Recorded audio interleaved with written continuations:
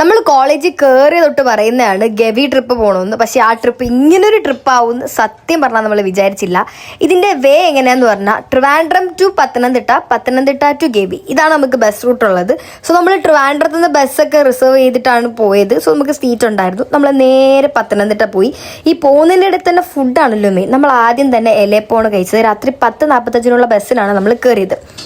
ഒരു 1-2 മണിയൊക്കെ ആയപ്പോഴേക്കും നമ്മൾ പത്തനംതിട്ട എത്തിയ പാടെ നമ്മൾ അടുത്ത ചിക്കനും പുട്ടും വീട്ടിൽ നിന്നാണ് കൊണ്ടുവന്നത്. ചിക്കനും പുട്ടും കഴിച്ചു.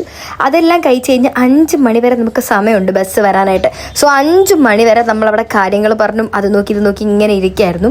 അപ്പോഴാണ് നമ്മളൊരു കാര്യം മനസ്സിലാക്കുന്നത്, ഗവി ബസ്സിൽ കയറി നമ്മൾ സീറ്റ് പിടിക്കണം. സോ നമ്മൾ ഓരോരുത്തരും ഓരോരോ പ്ലേസുകളിൽ പോയിരുന്നു. എവിടെയാണ് ബസ് പറഞ്ഞത് നമുക്ക് പറയാൻ പറ്റില്ലല്ലോ.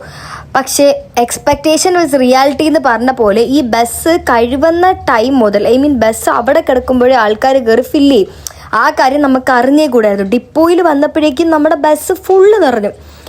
നമ്മൾ സീറ്റിൻ്റെ വെളിയിലിരുന്ന് കാഴ്ചകളൊക്കെ കണ്ട് കാടൊക്കെ കണ്ട് പോവാന്ന് പറഞ്ഞിട്ട് അവസാനം ബസ്സിൻ്റെ അകത്ത് കുത്തിനെരുക്കി നിൽക്കേണ്ട ഒരവസ്ഥ. നമുക്ക് ഇങ്ങനെ നിന്നാൽ ഒരു കാഴ്ചകളും കാണാനും പറ്റൂല. അതുപോലെ കാലിനും പണിയിട്ടെന്ന് മനസ്സിലായപ്പോൾ നമ്മൾ ഇറങ്ങാമെന്ന് വിചാരിച്ചു. പക്ഷേ 2 കളിപ്പിച്ച് ലാസ്റ്റ് സ്റ്റോപ്പ് എന്ന് പറഞ്ഞപ്പോൾ നമ്മൾ ഇറങ്ങി ഗൈസ്. അത്രയും ആഗ്രഹിച്ച് വന്നിട്ട് നമുക്ക് ഇറങ്ങേണ്ടി വന്ന അവസ്ഥ. നമുക്ക് ഒരുപാട് വിഷമമായി. പിന്നെ ഇറങ്ങിയിട്ട് നമ്മൾ അതും ഇതും പറഞ്ഞ് അങ്ങനെ ഇരിപ്പായിരുന്നു. കാരണം ഇത്രയും ദൂരെ വന്നിട്ട് നമുക്ക് ഗവി കാണാൻ പറ്റിയില്ലല്ലോ എന്നൊക്കെ പറഞ്ഞ് ഭയങ്കര വിഷമമായിരുന്നു ഗൈസ്. നമ്മൾ അവിടെ ഒരു അപ്പൂപ്പൻ ഉണ്ടായിരുന്നു. അപ്പൂപ്പൻ നമുക്ക് പറഞ്ഞു അടുത്ത